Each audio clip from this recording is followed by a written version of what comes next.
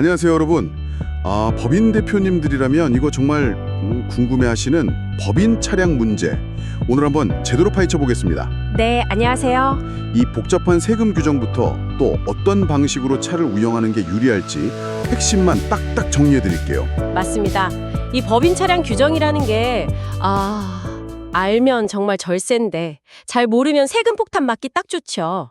맞아요. 그래서 오늘 그 연두색 번호판부터 시작해서 구매, 리스, 렌탈 비교까지 좀 확실하게 짚어드릴까 합니다.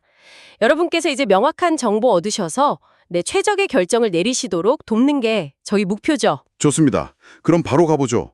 제일 먼저 눈에 띄는 거 역시 연두색 번호판이에요.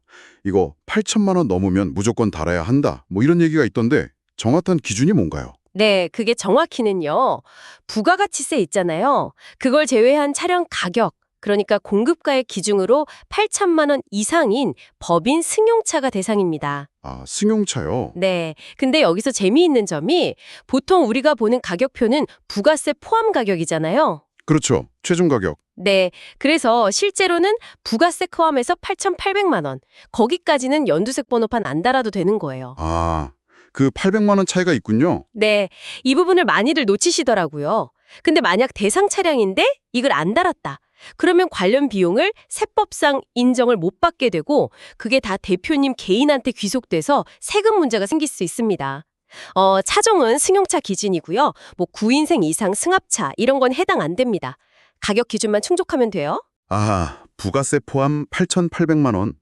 이게 진짜 핵심 기준이네요. 오케이. 그럼 좀 다른 경우. 대표님이 개인적으로 타던 차 있잖아요. 이걸 법인으로 넘기는 건 어떨까요?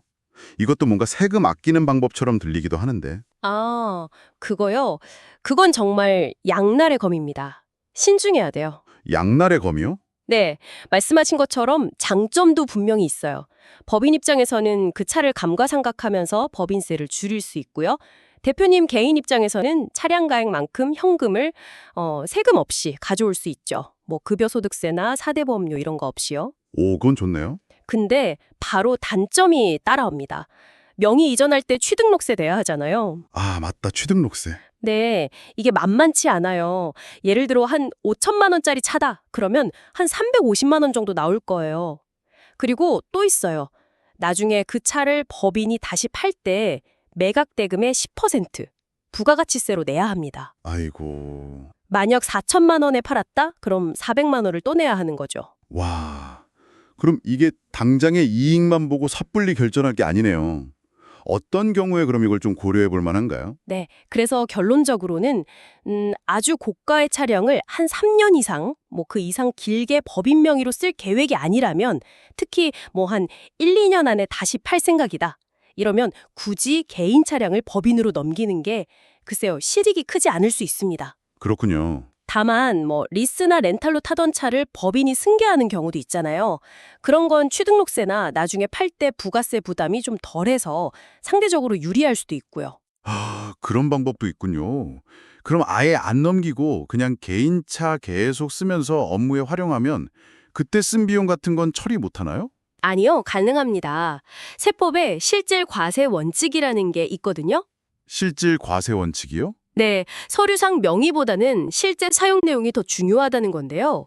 개인 차량이라도 이게 명확하게 업무에 썼다. 이게 증명이 되면 그 비용은 처리할 수 있습니다. 예를 들면 업무 때문에 주행한 기름값, 톨게이트 비용, 업무 관련 주차비 이런 거요. 증빙만 잘 갖추면 보통 인정해줍니다. 오, 그럼 다 되는 거 아니에요? 근데 조심할 게 있어요. 자동차세나 보험료, 또 감가상각비 이런 거 있잖아요. 이건 차량 소유 자체랑 관련된 비용이라서 이걸 100% 업무용으로만 썼다고 증명하기가 현실적으로 좀 어렵거든요. 그쵸. 주말에도 탈 수 있고 하니까. 맞아요. 그래서 세무당국에서 부인할 가능성이 좀 높습니다. 그래서 이 부분은 약간 보수적으로 접근하시는 게 안전해요. 개인 명의 차 비용 처리도 한계가 좀 있네요. 역시 속 편하게 법인 명의로 차를 두는 게 좋을 수도 있겠어요. 이왕 법인차 살 거면 부가가치세 공제까지 받을 수 있는 차종이 있다면서요. 이게 근데 생각보다 기준이 좀 까다롭다던데. 네, 맞습니다. 부가세 공제, 이거 아무 차나 다 되는 게 아니고요. 개별 소비세가 과세되지 않는 차량이어야만 가능합니다. 개별 소비세? 네, 대표적으로 한 세 가지 유형이 있는데요. 첫째는 경차, 모닝, 스파크 이런 1000cc 미만 차들이죠. 둘째는 9인승 이상 승용차나 승합차, 카니발, 스타리아 아니면 팰리세이드 9인승 모델 이런 것들이요. 전기차도 9인승 이상이면 가능하고요. 아, 카니발 되는군요. 네, 그리고 셋째는 화물차, 트럭이나 픽업 트럭처럼 자동차 등록 중에 딱 화물차라고 찍혀 있는 차들입니다. 와, 그럼 이런 차들은 부가세 환급 말고 또 좋은 점이 있나요? 엄청 크죠. 이런 차들은 부가세 환급은 기본이고요. 연간 비용 처리 한도, 지금 1,500만 원이잖아요. 그 제한도 없어요. 그리고 운행일지 써야 하는 의무나 임직원 전용 보험 가입 의무 이런 것도 다 면제됩니다. 와, 진짜 혜택이 크네요. 그럼 무조건 이런 차 사는 게 좋은 거 아니에요? 아, 근데 중요한 전제 조건이 있죠. 당연히 사업용으로 써야 하고요. 그렇죠, 사업용. 그리고 설령 9인승 카니발이라도 아까 말한 그 가격 기준 부가세 포함 8,800만 원 넘어가면 연두색 번호판은 달아야 합니다. 혜택이 큰 만큼 사업용 사용 원칙은 꼭 지켜야겠죠? 알겠습니다. 자, 이제 어떤 차종을 고를지 대충 감이 왔다면 이제 가장 현실적인 고민이 남았습니다.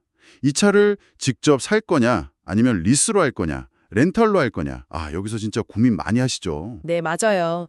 이거는 딱 정답이 있다기보다는 여러 요소를 좀 단계적으로 고려해서 결정하시는 게 좋아요.